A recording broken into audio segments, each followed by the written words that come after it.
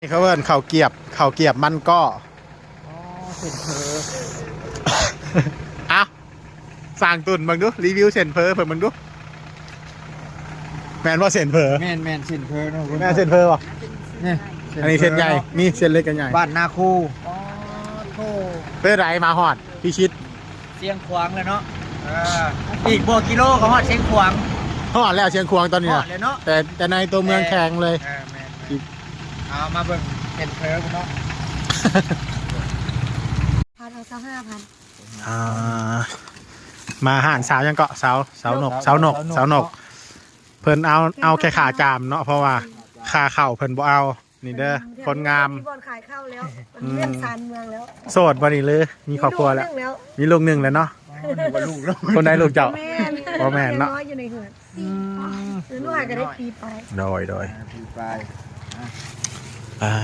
เถอะขอบใจเพิ่นหลายๆเนาะนี่แบบขอถามเนี่ยแบบว่าคันเข้ามาเชียงควางนี่ต้องชื่อยังแบบเมื่อผ่ากันนะเส้นเผือกเส้นเพิ่นใหญ่ๆนี่บ่แล้วก็ขนมมันต้นอันนี้ไม่เอ็ดจากมันต้นแท้ๆบ่ได้ผสมแป้งแต่ว่าอันนี้40แบบได้มันต้นที่เขาปลูกเขาบอกแม่แปรรูปอันนี้เสียงของแปรรูป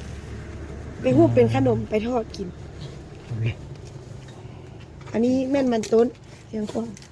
แล้วก็เฝือทุงเท่าใดนะเฝือถุงสัก5,000เอาทุงนึงเอาเส้นนี้บอก